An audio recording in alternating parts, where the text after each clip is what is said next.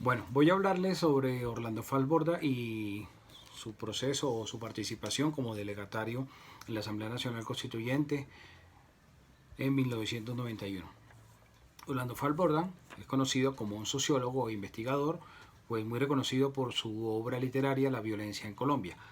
Pero lo que muy pocos saben es que Orlando también era economista y que sus aportes en diferentes disciplinas, como por ejemplo el derecho, Orlando introdujo dentro de su participación en la constitución política, en la Asamblea Nacional Constituyente, aspectos sobre los derechos que tenían las mujeres, ¿sí? Que debían considerarse estos cambios o estas modificaciones.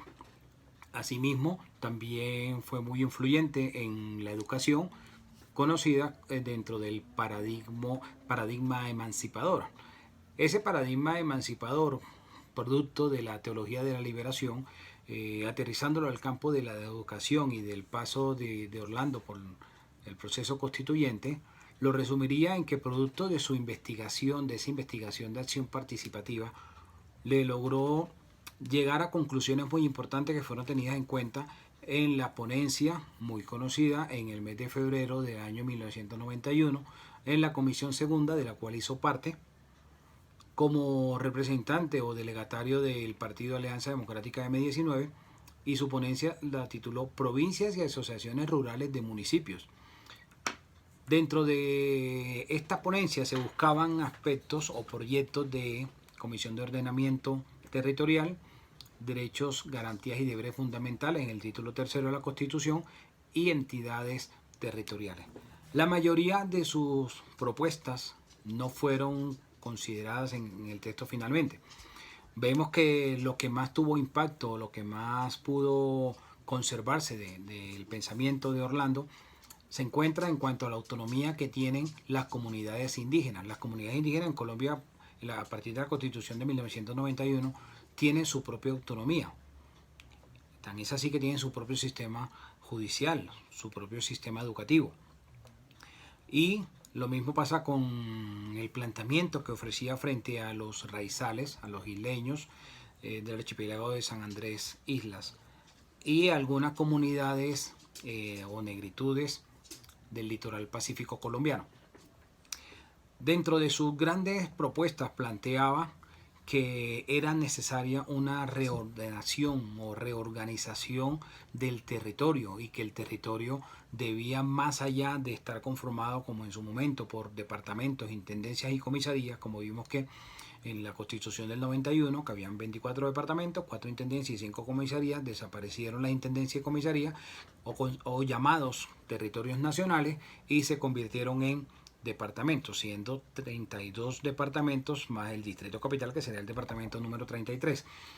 Pero más allá de ese impacto en la división o el del ordenamiento territorial, planteaba algo realmente innovador, y era que se anularan, por decirlo de alguna forma, las asambleas departamentales y que fueran reemplazadas a través de asociaciones de municipios.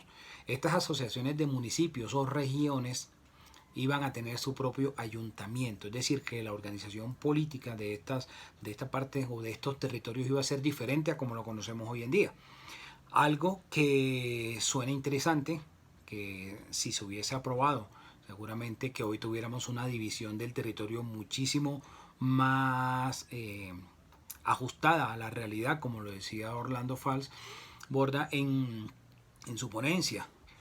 Fue tan impactante la ponencia en febrero 21 de 1991 que incluso tuvo ciertos aportes del expresidente conservador Misael Pastrana Borrero. Entonces, esa visión que tenía del territorio, vemos que hoy se está retomando cuando se están planteando las regiones en Colombia.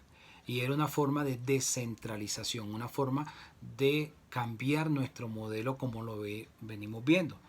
Normalmente estamos viendo que las decisiones se toman desde la capital y que los contextos en las regiones o en los sitios apartados muy lejos de la capital son completamente diferentes, tienen una dinámica muy diferente. Y es lo que realmente buscaba Orlando Falborda en su ponencia, en este ordenamiento territorial.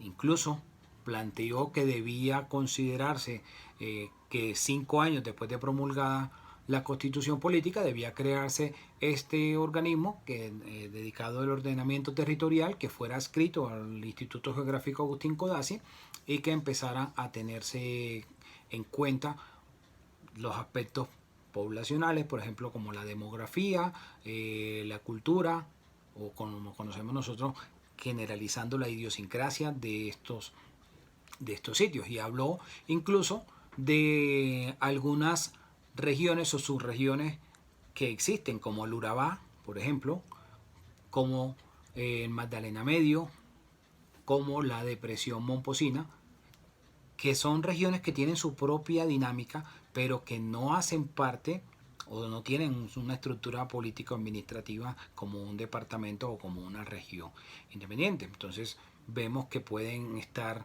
dentro de estas pequeñas subregiones municipios de diferentes departamentos y que cada uno va a obedecer a las directrices o a los intereses políticos del respectivo gobernante de la zona. Entonces, esta parte me parece que es importante, que debemos tenerla presente como esa gran ponencia que hoy la sociedad colombiana le debe a Orlando Falsborda, uno de los fundadores de las primeras facultades de sociología en Latinoamérica, PhD de la Universidad de Florida y egresado de la Universidad de Dubuque en Iowa. Entonces, creo que el paso de Orlando Falsborda por la constitución o por el proceso de constituyente en Colombia fue muy importante y muy relevante, y vemos como hoy en día sus ideas están más vivas que nunca.